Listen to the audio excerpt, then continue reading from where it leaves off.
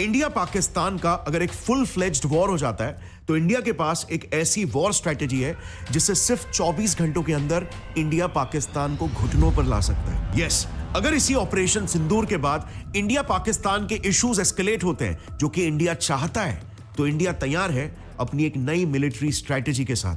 अभी हाल ही में एक और एस्केलेशन होते हुए दिखा है क्योंकि 8 मई की सुबह को पाकिस्तान ने 15 इंडियन सिटीज, जिन्हें आप स्क्रीन पर देख सकते हो, पर मिसाइल स्ट्राइक करने की कोशिश की थी, स्पेशली मिलिट्री बेसिस पर, जिसे हमारे S-400 air defence system Sudarshan चक्र ने न्यूट्रलाइज कर दिया। इसके रिस्पॉन्स में इंडिया ने इनके इन 9 सिटीज के Chinese made air defence system HQ-9P को ही डिस्ट्रॉय कर दिया। कुछ तो पाकिस्तानी मिलिट्री के ही कैंटोनमेंट्स के डिफेंस सिस्टम्स थे। अब ये एस्केलेशन कैसे हुआ, इसकी स्टोरी इंटरेस्टिंग है क्योंकि यहां पर इंडिया ने एक बहुत ही स्मार्ट मूव खेला।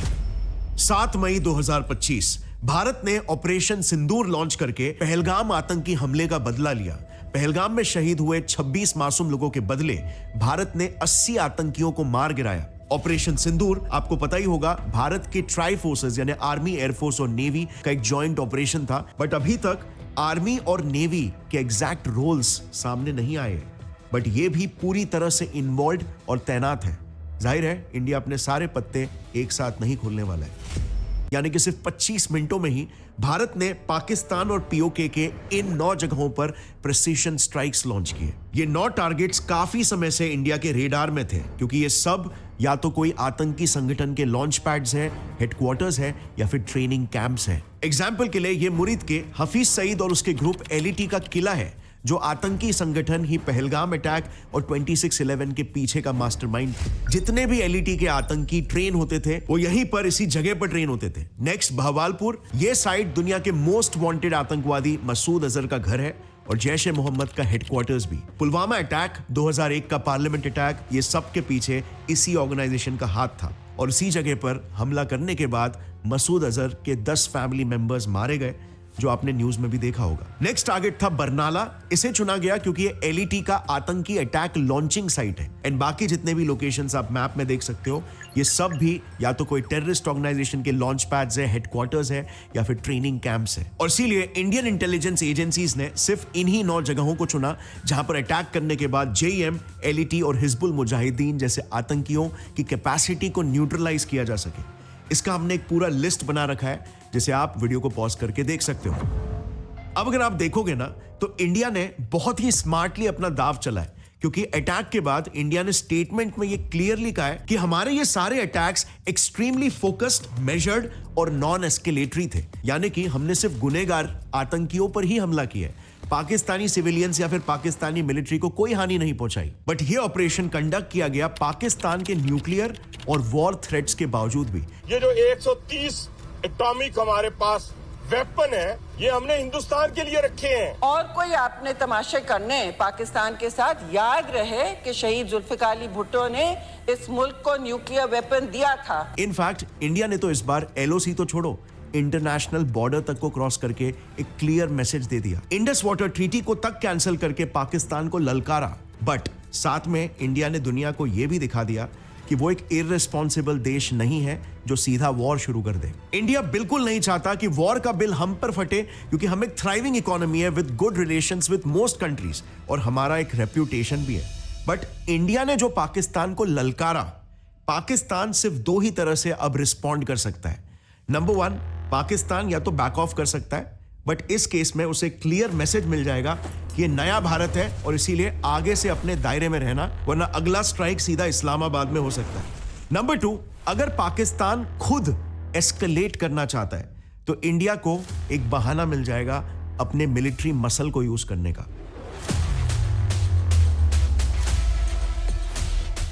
पाकिस्तान के लिए एक ऐसी सिचुएशन क्रिएट कर ली गई है कि पाकिस्तान जो कुछ भी करे, इंडिया के पास उसका एक पावरफुल काउंटर मूव रेडी है जो इंडिया के ही बेनिफिट में होगा। मगर अब ऑपरेशन सिंदूर के बाद पाकिस्तानी प्राइम मिनिस्टर का जरा ये स्टेटमेंट देखना। उन्होंने ऑपरेशन सिंदूर को ब्लेटेंटली एक एक्ट ऑफ वॉर कह दिया। उनका कहना यह है कि ये तो इंडिया के लिए एक टेम्पररी प्लेजर है क्योंकि इसका पलटवार पाकिस्तान बहुत ही जल्द देने वाला है। उनके डिफेंस मिनिस्टर भी ये कह चुके हैं कि Pakistan is ready for an all out war. और अभी जैसे आपने देखा होगा, हाल ही की न्यूज है, पाकिस्तानी आर्मी ने एलओसी को पार करके जम्मू कश्मीर के पूंछ रीजन में क्रॉस फायरिंग करना शुरू कर लिया है, जिसमें 12 सिविलियंस मारे जा चुके हैं। सो अब इस पूरे सिचुएशन को देखकर ऐसा लग रहा है कि ये इशू मे भी एस्केलेट हो सकता है, जिसके लिए इंडिया ऑलरेडी तैयार है।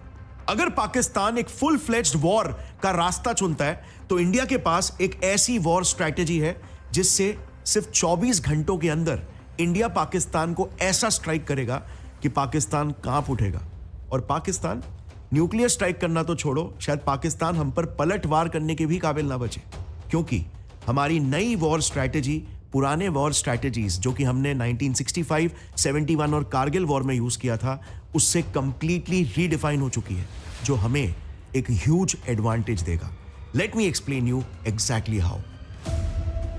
ये मैप देखो, इतने सारे देशों में जैसे आप देख सकते हो जर्मनी ने सिर्फ 2 सालों में ही कब्जा कर लिया था। Can you believe that? सिर्फ क्योंकि उनके पास एक ऐसी वॉर स्ट्रैटेजी थी जिससे जर्मन्स ट्रीटी ऑफ वर्सेल के बाद अपनी सेना लिटरली आधी करने के बावजूद अनबीटेबल बन गए थे। और आज इंडिया का भी यही न्यू वॉर डॉक्ट्रिन जर्मन्स के उसी अल्ट्रा सक्सेसफुल मिलिट्री स्ट्रैटेजी से ही इंस्पायर्ड है। And you know what, Pakistan ये बात बखूबी जानता है, इसीलिए आज जंग के लिए उसकी तैयारी देखो। चलो इसे मैप में दिखाता हूं। यह है पाकिस्तान का military deployment under completely normal circumstances. लेकिन अब आप सेकंड मैप पर देख सकते हो, इकोनॉमिक टाइम्स ने जब पाकिस्तान के सारे मिलिट्री डिप्लॉयमेंट्स को ट्रैक किया तब पता चला कि पाकिस्तान ने उसके एग्जिस्टिंग बेसिस से फोर्सेस और फाइटर जेट्स को मूव करके या फिर फोर्सेस को हाफ करके बाकी फोर्सेस को मोस्टली पीओके और कराची के तरफ हेवीली डिप्लॉय किया है। इसके पीछे का रीजन मैं आपको बाद में बताऊंगा, बट ये जो येलो डॉट्स दिख रहे हैं ना, वहां पर हाल ही में पाकिस्तान ने हजारों एसएसजी कमांडोज यानी कि अपने सबसे हाईली ट्रेन्ड पाकिस्तानी सोल्जर्स को डिप्लॉय कर रखा है। पर्पल डॉट्स आपको जहां पर भी दिख रहे हैं वहां पर पाकिस्तान ने Chinese made A100 multi barrel rocket launcher और KRL 122 ऐसे खतरनाक लॉन्ग रेंज मिसाइल लॉन्चर्स लगा रखे हैं जो इंडियन फाइटर जेट्स को घुसते ही तबाह कर देने की क्षमता रखते हैं। और जो ब्लू डॉट्स दिख रहे हैं वहां पर पाकिस्तान ने हाईली एडवांस्ड F-16 और JF-17 फाइटर जेट्स को डिप्लॉय कर रखा है जो तेजी से इंडिया में घुसकर मैसिव एयर स्ट्राइक्स कर सकते हैं। And this is largely because of India's new war strategy, जो पाकिस्तान भी जानता है इंडिया को ह्यूज एडवांटेज दे सकता है। लेकिन आप बिलीव नहीं करोगे कि भारत को यह नई वॉर स्ट्रैटेजी मिली कैसे। वेल, 2001 के पार्लियामेंट अटैक से। 13 दिसंबर 2001 की बात है, जैश-ए-मोहम्मद के 5 टेररिस्ट ने इंडियन पार्लियामेंट पर हमला कर दिया था जिसमें 9 लोग मारे गए। सबको लगा था कि भारत ने इस हमले का कोई रिस्पॉन्स नहीं दिया, पर बहुत कम लोग ये बात जानते थे कि इंडिया ने काउंटर अटैक ऑलरेडी प्लान कर लिया था ऑपरेशन पराक्रम के जरिए। बट अनफॉर्चुनेटली ये ऑपरेशन इंडियन आर्मी का सबसे बड़ा फेलियर साबित हुआ।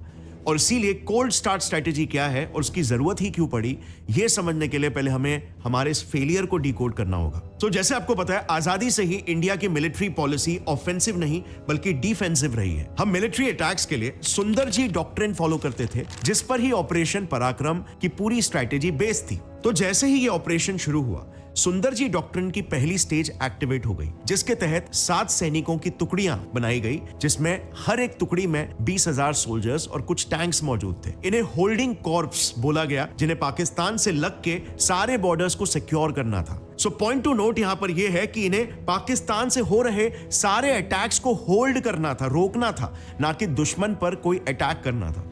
यस, जरूरत पड़ने पर भी होल्डिंग कॉर्प्स को ऑफेंसिव पोजीशन यानी पाकिस्तान के अंदर जाकर हमला करने की इजाजत और ट्रेनिंग नहीं दी गई थी, क्योंकि उस काम के लिए एक 60,000 सोल्जर्स की सेना स्ट्राइक कॉर्प्स को ही ट्रेनिंग मिली थी, जिनका काम था पाकिस्तान के अंदर घुसकर हमला करना। लेकिन ये स्ट्राइक कॉर्प्स सेंट्रल इंडिया के मथुरा, अंबाला और भोपाल सेक्टर में ही बेस्ड थी। जैसे ही ऑपरेशन पराक्रम करने के ऑर्डर्स मिले, ये सेना सेंट्रल इंडिया से पाकिस्तान बॉर्डर की ओर ट्रैवल करने लगी। और एग्जैक्टली यहीं पर सारी की सारी गड़बड़ हो गई। पूरा मिशन इसी वजह से फेल हुआ। सुंदर जी डॉक्ट्रिन में 3 सबसे मेजर फ्लॉज थे। पहला, स्लो डिप्लॉयमेंट। आप खुद सोचो, 60,000 की इतनी बड़ी सेना को यहां से यहां 500 से 600 किलोमीटर पार करना था। इसमें ही उन्हें 3 हफ्ते लग गए थे और इतने टाइम तक तो पाकिस्तान के कान खड़े हो गए थे और उन्होंने तुरंत ग्लोबल डिप्लोमेसी और यूएस का सपोर्ट ले लिया, जिससे इंडिया को मजबूरन वॉर रोकना पड़ गया। दूसरा major flaw, no surprise attack. यार, इतने समय में तो पाकिस्तान को अच्छा खासा टाइम मिल गया कि उसने तुरंत बॉर्डर पर अपने सैनिक भी तैनात कर दिए। तीसरा फ्लॉ, वीक होल्डिंग कॉर्प्स। अब 3 हफ्ते के बीच में जब तक पाकिस्तान जान गया कि इंडियन फोर्सेस वहां पर आ रही है और उसने अपनी सेना लाई, इन दोनों इवेंट्स के बीच में होल्डिंग कॉर्प्स यानी कि जो 1,40,000 की सेना बॉर्डर पर ऑलरेडी डिप्लॉयड थी, वो पाकिस्तान पर हमला कर सकती थी, लेकिन उन्हें सुंदरजी डॉक्ट्रिन के तहत ना ही ऑफिशियल परमिशन थी और ना ही ट्रेनिंग। तो बस पाकिस्तान ने बस एग्जैक्टली इसी वल्नरेबिलिटी का फायदा उठाया और जनवरी 12, 2002 को मुशर्रफ ने एक स्पीच दी जिसमें उसने टेररिज्म को कंडेम किया।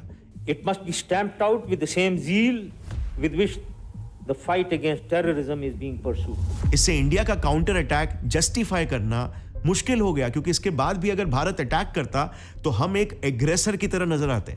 और अंत में 10 महीनों के स्टैंड ऑफ के बाद इंडिया को चुपचाप फोर्सेस को विड्रॉ करना पड़ गया। लेकिन फॉर्चुनेटली इससे हमने एक बात बखूबी सीख ली कि सुंदरजी डॉक्ट्रिन बिल्कुल आउटडेटेड हो चुका है, और स्पेशली पाकिस्तान जैसे नेबर्स के सामने हम चाहे कितने भी पीसफुल बनने की कोशिश करें, बट अगर हमारा नेबर ही एग्रेसर है तो ऐसे में पीसफुल रहना तो एक वीकनेस होगा। और इसीलिए साल 2004 में भारत ने एक नए डॉक्ट्रिन को ही डेवलप कर लिया, द कोल्ड स्टार्ट डॉक्ट्रिन, जो एक्चुअली में जर्मनी के वर्ल्ड वॉर 2 की मिलिट्री स्ट्रैटेजी ब्लिट्जक्रेग से हेवीली इंस्पायर्ड है। ब्लिट्जक्रेग यानी लाइटनिंग स्ट्राइक जर्मन्स की एक अल्ट्रा सक्सेसफुल वॉर स्ट्रैटेजी थी, जिससे वर्ल्ड वॉर 2 में उन्होंने सिर्फ 2 सालों के अंदर ही पूरे यूरोप को अपने कब्जे में ले लिया था।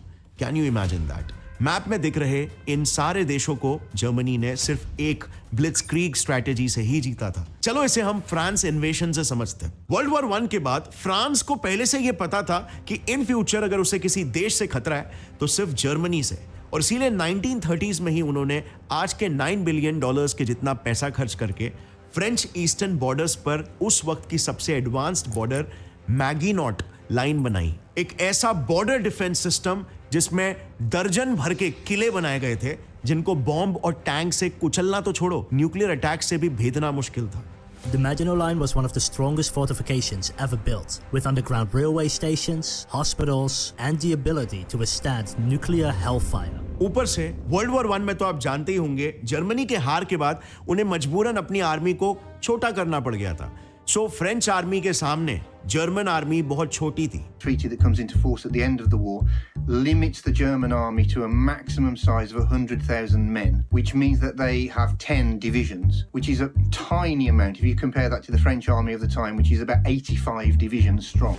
लेकिन जर्मन्स ने अपने कम रिसोर्सेज को ही अपना सबसे बड़ा वेपन बना दिया, और यहीं पर पिक्चर में आई उनकी ब्लिट्जक्रीग स्ट्रैटेजी, जिसका सिंपल आइडिया था स्पीड, सरप्राइज और सिंक्रोनाइज्ड अटैक।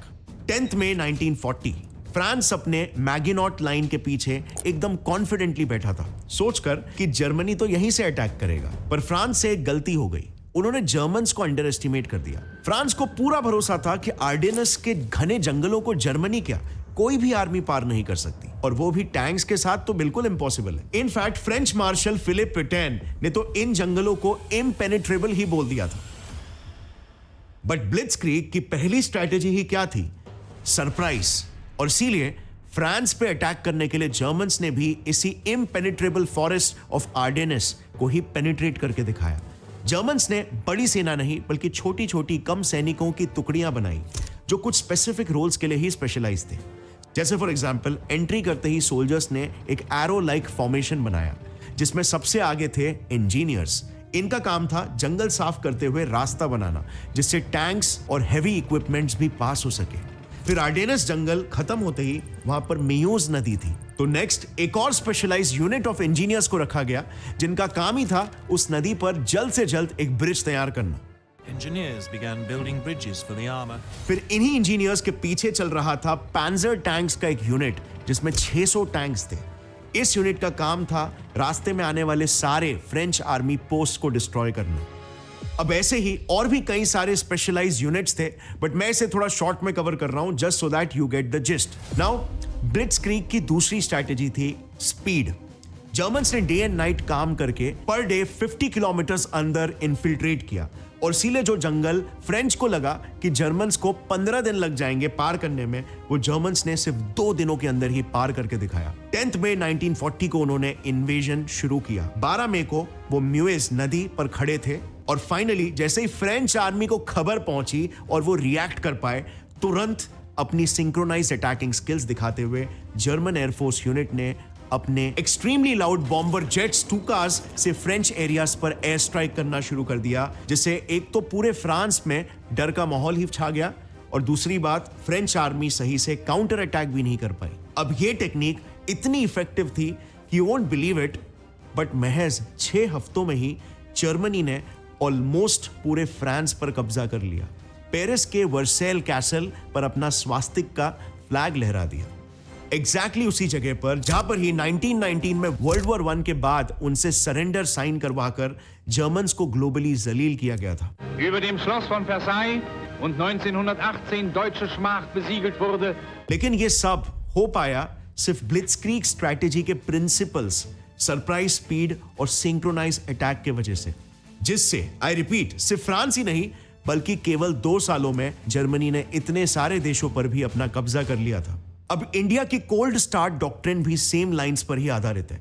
भारत के पुराने सुंदरजी डॉक्ट्रिन और नए कोल्ड स्टार्ट डॉक्ट्रिन पे यूके के renowned political scientist doctor Walter C Ladwig ने हार्वर्ड यूनिवर्सिटी में एक एक्सटेंसिव रिसर्च पेपर पब्लिश किया है, जिसमें उन्होंने नई कोल्ड स्टार्ट डॉक्ट्रिन पुरानी से कैसे बेहतर है उसका इन डेप्थ एनालिसिस दिया है। इस वीडियो के लिए हम भी उन्हीं के एनालिसिस डॉक्यूमेंट को रेफर करेंगे। सबसे पहला factor, force size and deployment time. So unlike Sundarji doctrine की 60,000 सोल्जर्स की मैसिव स्ट्राइक कॉर्प फोर्स जिन्हें एक साथ मूव करवाना ही बहुत बड़ा टास्क था, कोल्ड स्टार्ट स्ट्रैटेजी के तहत सेना की 7 से 8,000 सैनिकों की छोटी छोटी टुकड़ियां बनाई गई है, जिन्हें इंटीग्रेटेड बैटल ग्रुप्स बोलते हैं, जिनमें टैंक्स, आर्टिलरी और एयर सपोर्ट की यूनिट्स भी मौजूद है। और हर एक टीम वॉर में एक स्पेसिफिक टास्क करने के लिए ही स्पेशलाइज्ड है, बिल्कुल वैसे ही जैसे जर्मन्स के आर्डिनेंस जंगल क्रॉस करते वक्त हर एक टीम या स्पेशलाइज्ड यूनिट के अपने टास्क्स थे।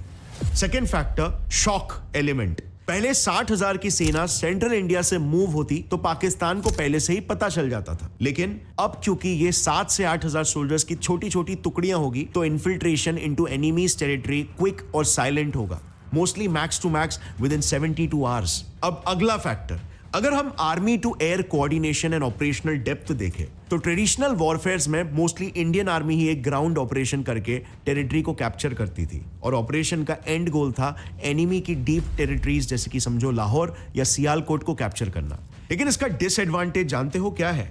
This becomes a strong reason for nuclear attack, क्योंकि पाकिस्तान के न्यूक्लियर डॉक्ट्रिन के मुताबिक अगर पाकिस्तान की एग्जिस्टेंस या सॉवरेनिटी पर खतरा हो तो वो न्यूक्लियर वेपन यूज कर सकता है। लेकिन with the new cold start strategy, army और एयरफोर्स वर्ल्ड वॉर 2 के जर्मन सेना जैसे मिलकर कोऑर्डिनेटेड अटैक्स लॉन्च करेंगे। और आईबीजी का मोटिव किसी पूरे डीप टेरिटरी को कैप्चर करना नहीं, बल्कि सिर्फ एक 40 से 50 किलोमीटर की टेरिटरी को सीज करना है। इसका सबसे मेन एडवांटेज है कि हम पाकिस्तान के उस न्यूक्लियर रेड लाइन के नीचे रहकर उन पर दबाव बनाए, जिससे Pakistan globally ground for nuclear war justify ना कर पाए। और फाइनली कोल्ड स्टार्ट में पहले के होल्डिंग कॉर्प्स जिनका सिर्फ एक डिफेंसिव रोल था, उन्हें अब रीडेजिग्नेट कर दिया है एज पिवट कॉर्प्स, जिनके पास अनलाइक बिफोर अब मोबाइल आर्टिलरी, बैटल टैंक्स तक होगी। प्लस पिवट कॉर्प्स को आईबीजीज के साथ फॉर्मल मिलिट्री ट्रेनिंग भी मिलती है, जिससे ये लोग अब बॉर्डर एरियाज को सिक्योर करने के साथ जरूरत के समय ऑफेंसिव ऑपरेशंस भी कर सकते हैं। Now coming to the main question, अगर इंडियन आर्मी पहलगाम अटैक का जवाब देने के लिए पाकिस्तान पर एक फुल फ्लेज वॉर छेड़ देती है या पाकिस्तान हम पर अटैक करता है, तो इस बार इंडिया पाकिस्तान वॉर के फर्स्ट 24 आवर्स कैसे दिखेंगे, स्पेशली क्योंकि ये कोल्ड स्टार्ट डॉक्ट्रिन के तहत लड़ा जाने वाला पहला ऑफिशियल वॉर होगा। नाउ मुझे सबसे पहले एक बात बिल्कुल क्लियर करनी है कि अभी मैं जो भी डिस्कस करूंगा ये सब एजम्पशंस है, जो वैसे तो काफी सॉलिड एविडेंसेस से बैक्ड है, लेकिन स्टिल एजम्पशंस ही है। हम डेफिनेटली इंडिया की पुरानी वॉर स्ट्रैटेजीज या काउंटर अटैक स्ट्रैटेजीज जैसे उरी सर्जिकल स्ट्राइक वगैरह को स्टडी करके कुछ पैरेलल्स ड्रॉ करेंगे, लेकिन जो मेन डेटा हमने यूज किया है to map out the first 24 hours of India Pakistan war, वो उसी यूके के renowned political scientist doctor Walter C Ladwig के हार्वर्ड यूनिवर्सिटी के रिसर्च पेपर से ही लिया गया है, जिनसे ही हमने इंडिया की कोल्ड स्टार्ट स्ट्रैटेजी के बारे में समझा है। अब जाहिर सी बात है, क्योंकि ये रिसर्च पेपर पब्लिक डोमेन में अवेलेबल है, इसलिए इंडिया का काउंटर अटैक मेजर एकदम एग्जैक्टली वैसे का वैसा नहीं होगा, बल्कि इसका एक मॉडिफाइड वर्जन होगा। बट स्टिल हम इससे एक फेयर आइडिया तो बिल्कुल ले ही सकते हैं। तो चलो लेट्स स्टार्ट। सबसे पहले स्पीड की बात करते हैं। सो अगर हम उरी सर्जिकल स्ट्राइक का एग्जांपल ले तो इंडियन फोर्सेस ने रात के 12:30 बजे ऑपरेशन को स्टार्ट किया और सुबह 4 बजे तक फोर्सेस सेफली वापस भी आ गए थे और पाकिस्तान को भनक तक नहीं पड़ी। Quick and silent. इसमें फोर्स की एवरेज स्पीड थी by the way 1 kilometre per hour, लेकिन क्योंकि इस बार अगर अटैक होता है तो वो कोल्ड स्टार्ट से होगा और इसीलिए इस बार IBGs जाएंगे जिसमें टैंक्स और एयर फोर्स भी शामिल होते हैं और इनका एवरेज स्पीड होगा करीब 3 किलोमीटर पर आवर, जिस स्पीड से पहले के 6 घंटे में ही हमारी फोर्सेस आराम से पाकिस्तान के 15 से 18 किलोमीटर तक के एरिया को इन्फिल्ट्रेट कर सकती है। लेकिन ऑफ कोर्स नेक्स्ट क्वेश्चन आता है कि हम एंटर कहां से करेंगे। अब हार्वर्ड के रिसर्च पेपर में क्लियरली ये लिखा है कि इंडियन IBGs पाकिस्तान पर 5 डिफरेंट लोकेशन से स्ट्राइक कर सकते हैं एंड पाकिस्तान ने रिसेंटली अपनी आर्मी किन एरियाज में डिप्लॉय कर रखी है ये भी हम मैप पर देख ही चुके हैं। एक तो POK की तरफ उन्होंने एडिशनल फोर्सेस और मिसाइल्स को लगा रखा है फॉर ऑब्वियस रीजंस, और दूसरा कराची के तरफ क्योंकि वहां पर पाकिस्तान के सारे इंपॉर्टेंट पोर्ट्स हैं। लेकिन इससे फॉर्चुनेटली ये सिंध से पंजाब की तरफ वाला इलाका उन्होंने सिर्फ कुछ मिसाइल सिस्टम्स और रेगुलर बॉर्डर फोर्सेस जो हमेशा बॉर्डर्स पर होते हैं उनके भरोसे ही लूजली गार्डेड छोड़ा है। अब ऐसे में अगर हम कोल्ड स्टार्ट डॉक्ट्रिन के पास्ट के सारे एक्सरसाइजेस को देखें तो जितने भी मॉक एक्सरसाइजेस हुए थे, राइट फ्रॉम एक्सरसाइज दिव्य अस्त्र टू संघे शक्ति, सब इसी पंजाब से राजस्थान में ही हुए हैं, जिसमें इंडियन फोर्सेस के लिए पाकिस्तान के पंजाब और सिंध जैसे रीजन्स को ही सिमुलेट किया गया था। सो इन दोनों रीजन्स की वजह से ही हाई चांस है कि इंडियन आर्मी भी ऐसे लूज एरियाज ढूंढकर उस पर 4 या 5 डायरेक्शन से इन्फिल्ट्रेट करके कुछ एरियाज पर कब्जा कर लेगी। अगेन उरी के एक्सपीरियंस से अगर देखें तो हाई चांस है कि करीब 6 घंटों तक तो पाकिस्तान को इंडिया के अंदर आने की खबर भी नहीं होगी, लेकिन उसके बाद यानी कि 7 से 12 घंटे के बीच हाई चांसेस है कि पाकिस्तानी मिलिट्री भी एक्टिवेट होकर इंडिया पर मिसाइल अटैक्स, एयर स्ट्राइक्स वगैरह स्टार्ट कर दे। बट इंटरेस्टिंगली कई लेटेस्ट रिपोर्ट्स के हिसाब से इंडियन आर्मी ने 1 मई को ही पाकिस्तान से लग के इस पूरे वेस्टर्न बॉर्डर्स पर रेडार जैमर्स डिप्लॉय कर दिए, जिससे उनके मिसाइल्स मिसगाइड हो सकते हैं। इसके अलावा जैसे आपने देखा, जैसे ही पहलगाम अटैक हुआ, IAF ने रफाल, मिराज और जैगुआर जैसे एयरक्राफ्ट्स को पाकिस्तान बॉर्डर पर डिप्लॉय करना शुरू कर दिया। अभी 5 दिन पहले ही इंडियन रफेल्स के बीच स्क्रैम्बल यानी मतभेड़ की न्यूज भी आई थी। सो बेसिकली कोल्ड स्टार्ट शुरू होते ही जैसे जर्मनी ने एक सिंक्रोनाइज्ड अटैक लॉन्च किया था फ्रांस पर और हेवी एयर स्ट्राइक्स भी किए थे, जिससे फ्रांस को काउंटर करना मुश्किल हो गया था। सिमिलर स्ट्रैटेजी इंडिया भी अपना सकती है। इनफैक्ट हमने कारगिल वॉर के ऑपरेशन सफेद सागर में ये करके भी दिखाया है। अब नेक्स्ट, और ये मई 6 की ही न्यूज है कि इंडियन नेवी भी ऑलरेडी अप्रैल से ही अरेबियन सी में डिप्लॉय हो चुकी है। अब आपको याद होगा कारगिल के समय ऑपरेशन तलवार में जैसे हुआ था, हमारी नेवी ने पाकिस्तानी पोर्ट्स को ही ब्लॉक करके पाकिस्तान को ग्लोबल ट्रेड से आइसोलेट कर दिया था। हाई चांस है कि सिमिलर स्ट्रैटेजी इस बार भी इंडियन नेवी प्लान कर सकती है। अब एक क्रेडिबल न्यूज रिपोर्ट के हिसाब से पाकिस्तान के पास सिर्फ 96 आवर्स तक लड़ने जितना ही गोला बारूद यानी आर्टिलरी है। इनफैक्ट पाकिस्तान टुडे की न्यूज रिपोर्ट के हिसाब से तो जो फाइटर जेट्स के लिए फ्यूल यूज होता है ना, पाकिस्तान में तो उसकी तक शॉर्टेज हो चुकी है। और ऊपर से जैसे ही पाकिस्तान की इंडिया के साथ वॉर लाइक सिचुएशन खड़ी हुई, तब पाकिस्तान ने चाइना से $1.4 बिलियन का लोन मांगा, जबकि ऑलरेडी वो चाइना से मिलने वाले क्रेडिट लिमिट को एग्जॉस्ट कर चुका है, विच क्लियरली शोज कि इनके पास ज्यादा दिनों तक वॉर लड़ने के पैसे ही नहीं है। अब ऐसे में अगर कोल्ड स्टार्ट स्ट्रैटेजी सक्सेसफुल होती है और इंडिया की जीत पाकिस्तान देखता है, तो इंटरनेशनल मीडिया में पाकिस्तान न्यूक्लियर वॉर की धमकी देने लगेगा। और ये होते ही अगले कुछ ही घंटों में यानी कि 12 से 24 घंटे में ग्लोबल डिप्लोमेटिक प्रेशर इंडिया पर बढ़ने लगेगा।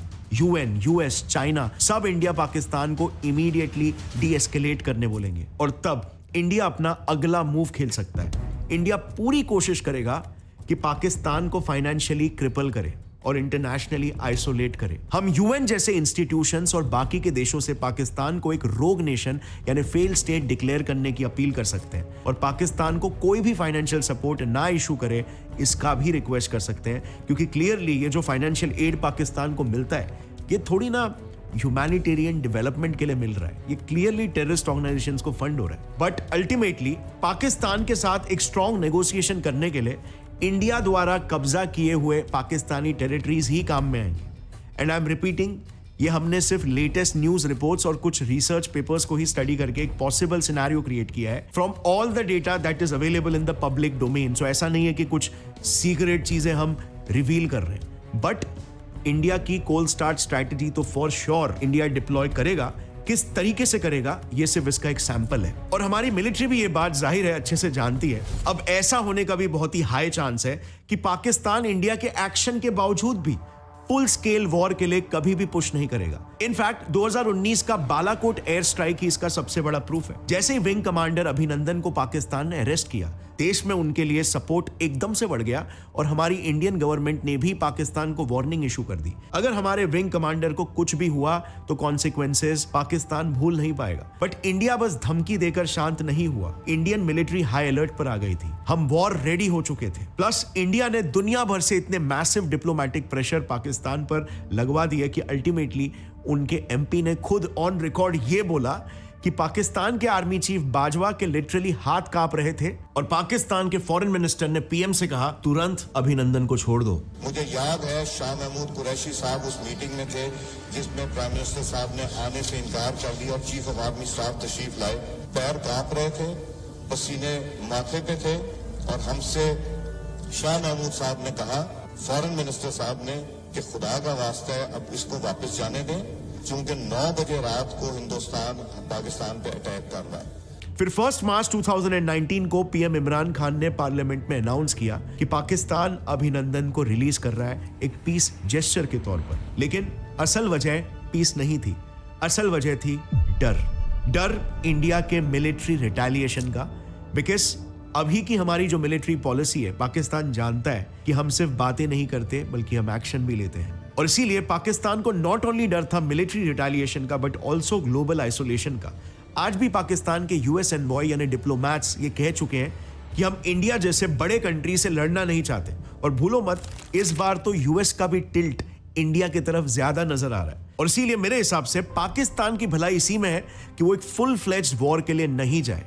But The ball is in the court of Pakistan now. अगर पाकिस्तान ये छोटे मोटे अटैक्स कर रहा है, उसे सीरियसली कंसिडर करना चाहिए कि एक फुल फ्लेज्ड वॉर उसे बहुत ही महंगा साबित हो सकता है। और इस वक्त वैसे भी पाकिस्तान में एक और एक मेजर वल्नरेबिलिटी है। आज के तारीख में पाकिस्तान के कई राज्यों की जनता कुछ खास साथ नहीं दे रही। आप जानते होंगे पाकिस्तान के अलग अलग रीजन्स जैसे सिंध प्रोविंस, खैबर पख्तूनख्वा, बलूचिस्तान और अभी तो पीओके में भी अचानक से प्रोटेस्ट उभर रहे हैं, टेररिस्ट अटैक्स हो रहे हैं। ये पहलगाम अटैक के बाद से तो एकदम ड्रास्टिकली भी बढ़ गया।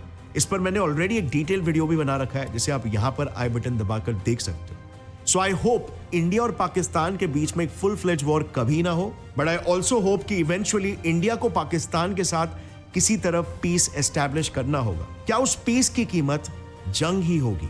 आपको क्या लगता है? नीचे कमेंट्स पे लिखना अपनी राय। Thanks for watching. जय हिंद।